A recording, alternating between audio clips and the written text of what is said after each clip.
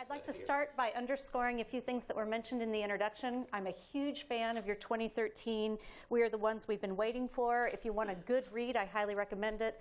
I also have been using your civicyouth.org resources in my classes for the past 12 years, so thank you very much. Wow, big plug, civicyouth.org. Inspire us. To that pivot. I had a chance to see an advanced copy of the speech, and so I have a few prepared questions, and if we have a few moments, we'll turn to your questions on the iPad. Do other campaigns at the local or regional level come to mind as good examples of bringing civic renewal to the campaign conversation? I thought that was a great question, and I bet there are great examples that people would have of local and state campaigns in memory that fit. I don't know if I have those examples that well.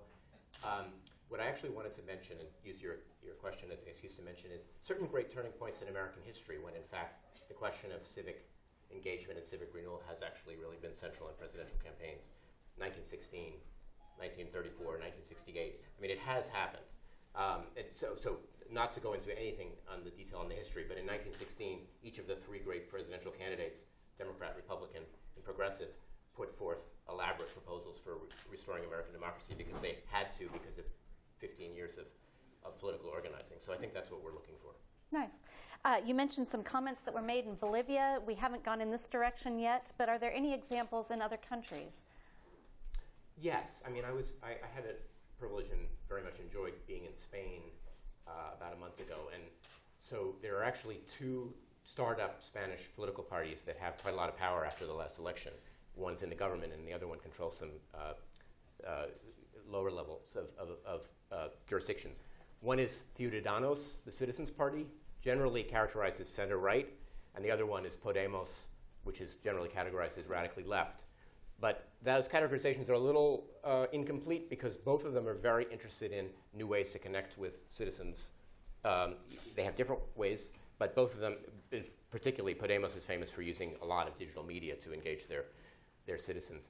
And both of them were able to claim power. And I was jealous because exactly this kind of grouping in a country like Spain under critical circumstances would start thinking about forming a new political party with a civic renewal frame. We can't really do that because it wouldn't go anywhere. And that's all right because I'm not sure their system is overall better than ours, and we have our system we have. What I do think we have to do is figure out how to use political strategy and leverage to take a civic renewal message to a large scale. In Spain, they had the opportunity because they have a multi-party democracy, so the way to do it is to form a party and call it citizenship or power and go for it. Here, we can't do that, but I think we can organize in other ways. Nice. We've seen a lot about partisanship on the Twitter feeds. We've had questions in our breakout sessions about conflict.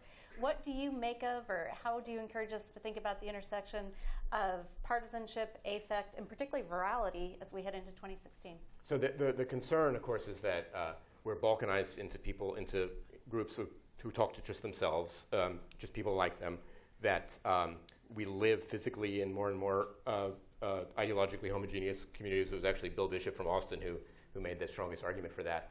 And that online we're even more balkanized, and that things that are very compelling to our ideology attract our attention. They're clickbait for us, and so we end up in these different conversations. And that's partly because those things are the things that fill us with the most positive or most moving emotion, so we click them, and I do some of that myself.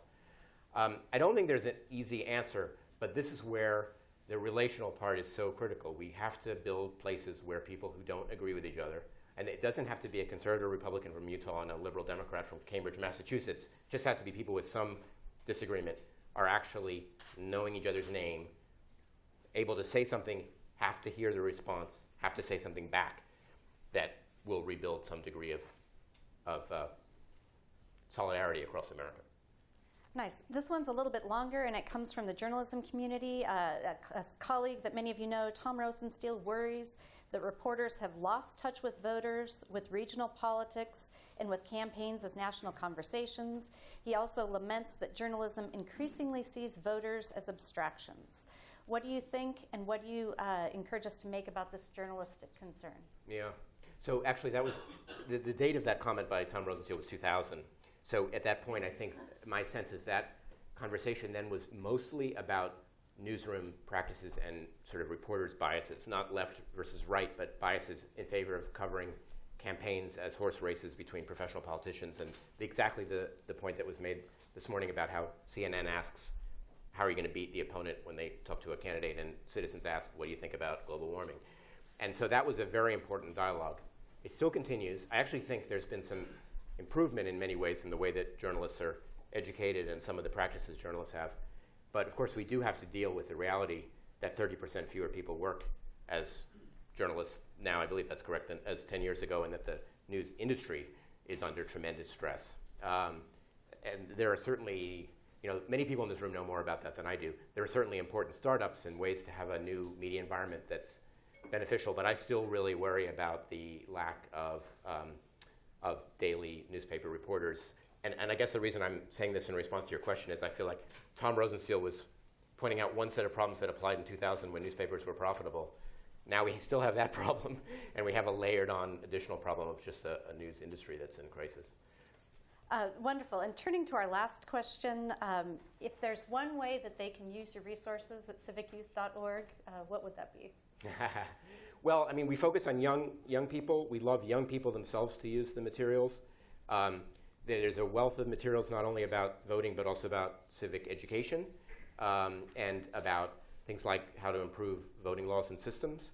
And when we put out, we're always uncomfortable about putting out really bad news because we never want to be part of the story that there's something wrong with young people today.